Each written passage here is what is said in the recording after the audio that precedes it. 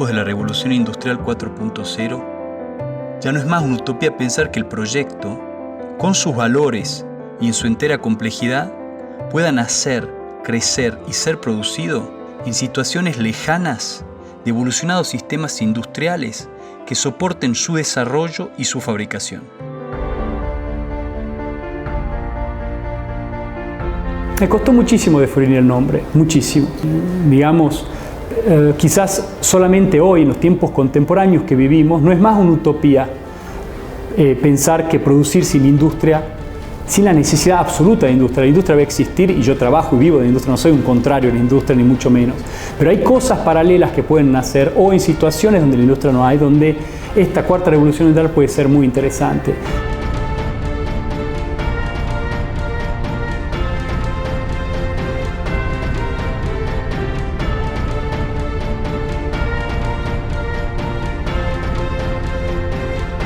La utopía es el ideal imposible, ¿sí? Es non luogo, de ahí es del griego, no lugar, ¿no?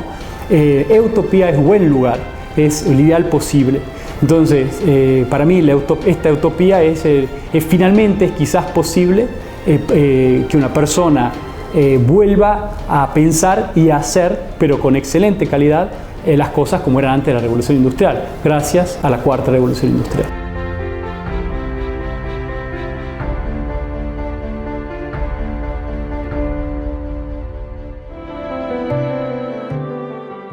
Eutopia ha sido diseñada en toda su complejidad objetual y productiva para ser fabricada en serie utilizando tecnologías flexibles dentro de mi estudio en Salta, a 1.400 kilómetros de Buenos Aires y 13.000 kilómetros de Milán.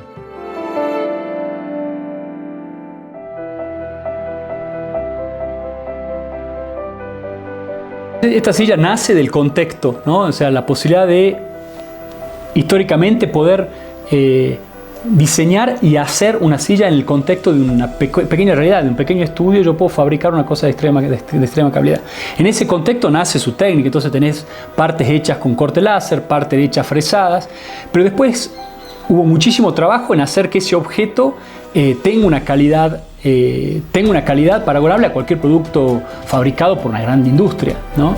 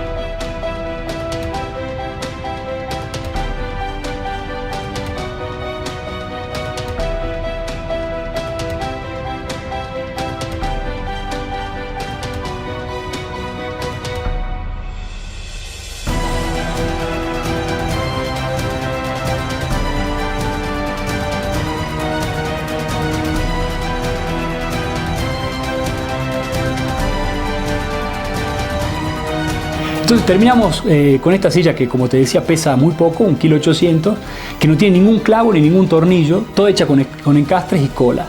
Una cola que se usa para hacer violines, muy resistente y extremadamente resistente. Entonces, digamos, un proceso que generalmente yo aplico en industrias de altísimo nivel que venden productos en todos lados, aplicado en un contexto muy diferente, un pequeño estudio con una serie de máquinas relativamente novedosas, pero en el mismo contexto genera valor. Y una de las cosas interesantes de este proyecto es exactamente ese, de insertarse en ese contexto histórico de posibilidad de fabricación 4.0, ¿no? De una artesanalidad digital.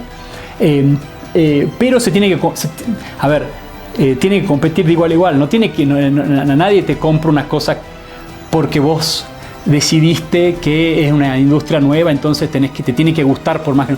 Te tiene que gustar, te tiene que enamorar, tener un producto que te enamora, que dices, lo quiero para mi casa. Después, bueno, te cuento si querés cómo lo hicimos, te cuento cuál fue la técnica de fabricación, te cuento todo lo que quieras. Pero ese producto tiene que enamorar, tiene que, al final de cuentas, tiene que concretarse en un objeto extremadamente bello que te enamora y que lo querés, ¿no?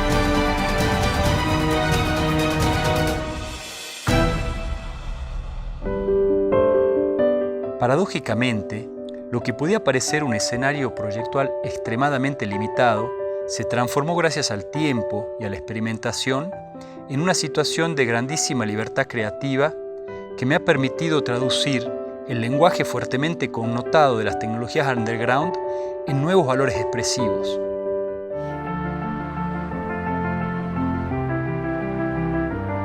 El diseñador es como un explorador para mí, que tiene que ir entendiendo para dónde va el mundo. O sea, es fundamental la curiosidad y es fundamental el conocimiento. O sea, uno no puede crear si no conoce y si no sabe, ¿no? Entonces, en esa búsqueda constante yo siempre estoy viendo el mundo, pero lo hago de un modo natural. O sea, hay cosas nuevas que aparecen, me interesan, las leo, me meto adentro, trato de entender. Y generalmente uno va realmente pasos adelante de lo que va al normal de la sociedad, porque tu trabajo te lo impone, ¿no? Ya hace muchos años, ya hace más de 10 años atrás, yo empecé a ver que técnicas productivas que antes eran imposibles para las personas normales, empezaban a estar disponibles.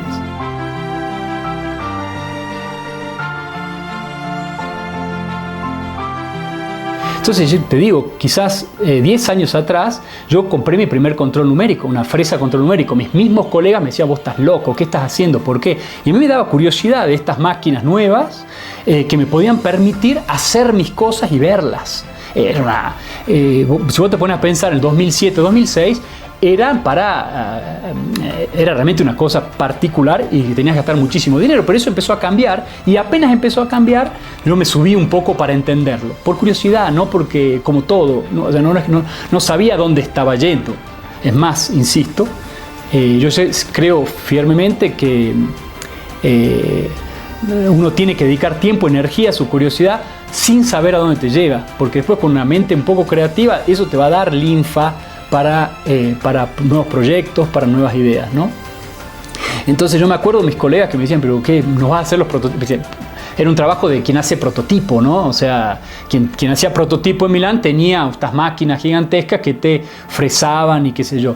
No, a mí me interesaba saber cómo funcionaban, etcétera, y así me compré mi primer control numérico. Y ahí empecé a vislumbrar el poder del control numérico, ¿no? O sea, el poder de unir files tridimensionales con objetos que lograban recrear lo que uno tenía dentro de la computadora, recrearlo exactamente en la realidad. Eso es un cambio histórico, en el sentido que en el pasado lograr transformar una idea en realidad hacía falta de una maquinaria industrial, digamos, de un aparato de la industria, ¿no? Si no, no era posible. O sea, o tenías la capacidad manual de hacer una pieza única como un ebanista, etcétera, o necesitabas una industria que transformaba una idea en realidad. Y eso empezó, empezó quizás hace 15 años y se fue acelerando hasta el día de hoy, en la cual tener una impresora 3D o tener sistemas de corte láser, etcétera, está casi a las manos de cualquier persona, ¿no? Entonces ahí sí empecé a vislumbrar que había una revolución antes de que surjan los makers, que es las consecuencias de esa revolución, antes de que surja la palabra tercera o cuarta revolución industrial, ¿entendés? Entonces yo empecé a hacer proyectos en esa época ya para las empresas que tenían en cuenta modos de producción flexibles completamente. Entonces, en el pasado gastabas un montón de dinero en un molde, ese molde repetía la misma pieza miles de veces, ¿no? En cambio hoy hay máquinas que hacen cosas que pueden hacer cada de esas cosas diferentes una de la otra, ¿no? Entonces yo empecé en ese momento a hacer proyectos para las empresas que no entendían ni locos los proyectos, porque dicen, no, ¿cómo hago para venderlos? ¿Cómo hago para estocar? ¿Cómo hago que cada proyecto son diferentes, ¿no? Bueno, pero podría hacer just in time, etcétera. Bueno, imposible.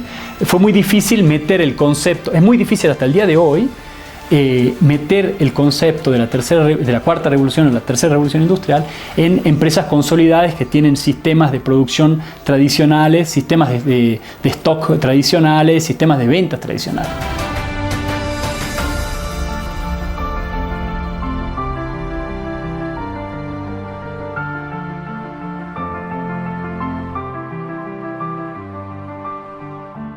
La madera usada en el cuerpo de la silla es Paulownia oquiri, conocida como el aluminio de las maderas.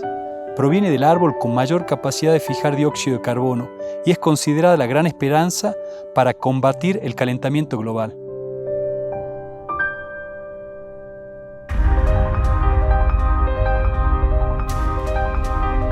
Una de las particularidades de este diseño que hice fue que el hecho de realizarlo con nuestras energías adentro de mi estudio me obligó a desarrollar todo el proceso productivo, que es una diferencia muy grande que cuando diseño un objeto que después va producido por la industria tradicional.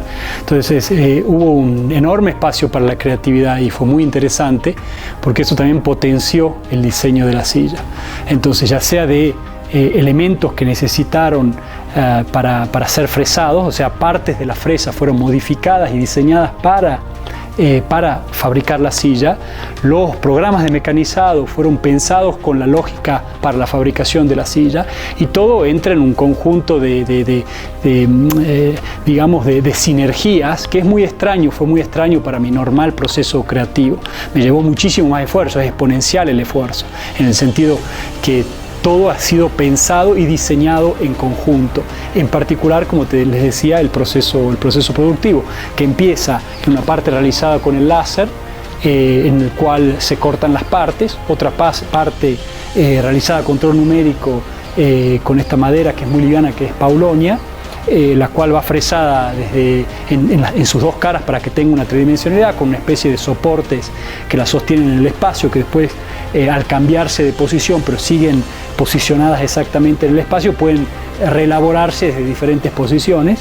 Luego todas estas partes, que son muchas, se montan en un todo general, en la cual se interlazan para que tengan una enorme estructura y donde todos estos trucos no se ven. Al final de cuentas, todos estos trucos están escondidos para que sean posibles la existencia de este objeto, posibles y fabricables en tiempos razonables y con esfuerzos razonables, y donde esta artesanalidad se ve porque el producto te lo cuenta, pero una artesanalidad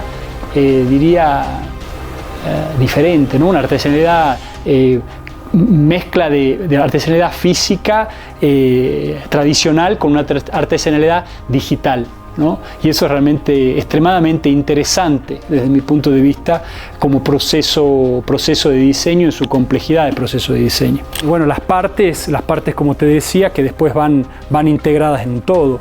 También bueno, hicimos moldes, moldes para perforación, por ejemplo, donde se integra impresión 3D, que permite hacer guías específicamente precisas, porque eso está modelado en la computadora en posiciones específicas, pues después impresos 3D y montados en un conjunto que después sirve para generar todas las perforaciones en las posiciones perfectas. Así cuando logramos montar el conjunto de piezas, cada cual está en una posición absoluta perfecta. Entonces es interesante esa combinación entre de diseño y proceso de fabricación. No proceso de diseño, proceso de fabricación. Y la primera vez que me toca llegar si bien a veces uno interactúa con la empresa para hacer posible un objeto, una idea que uno tiene en la cabeza y aplica un poco de creatividad a los procesos de fabricación, nunca ha sido tan extremo como en este caso, que desde las máquinas hasta el proceso, hasta el diseño, hasta la madera, hasta los encastres, ha sido todo pensado junto, ¿no? Y eso yo creo que hay una potencialidad para el diseño. Hay una novedad, más allá de una potencialidad, hay un grado de novedad en un proceso creativo cuando llega a tocar todos estos componentes.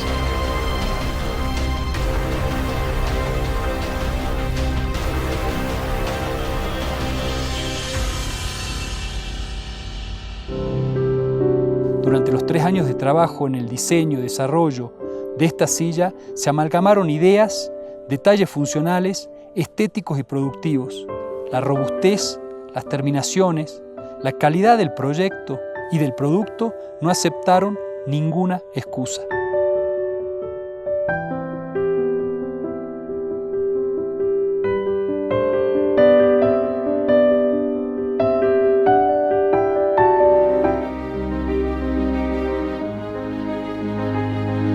mi idea inicial al principio era tratar de hacer esta silla que se iba a empezar a vender en la Argentina. Pero cuando mostré la silla a gente que yo conozco, gente con la que tengo relación, empezó a generar una especie de ganas de ayudarme, ¿no? Raras, especiales. Y así fue como Mateo Ragni, que es el que curó la muestra en Cascina Cucaña. Cascina Cucaña es una cascina que es como una casa de campo, cascina sería la traducción en español, es la única que está dentro de la ciudad de Milán, que tiene más de 300 años, es un lugar bastante histórico. Él curaba la muestra durante el Salón del Mueble y decidió hacerme invitado de honor para presentar el proyecto de Utopia, de mi silla, porque creía que representaba el espíritu de la muestra, que es reequilibrar la producción industrial con la naturaleza. Entonces, en ese contexto yo realicé una muestra donde trato de explicar un poquito más la complejidad que está atrás del proyecto y su historia. Y hoy fue una reunión con amigos, o sea, la idea fue, acá viene gente durante todo el periodo del Salón del Mueble, pero me iba a tener un momento en el cual yo iba a estar para recibir con gusto amigos y saludar y contarle la silla. Entonces fue muy emocionante para mí ver gente de Argentina, gente de Italia, que son parte de mi vida, ¿no? Periodistas que hace mucho que me siguen, que trabajamos juntos, que les muestro mis cosas y que publican cosas mías hace muchos años. Y bueno, es parte de la vida y la importancia también de contar bien tu proyecto.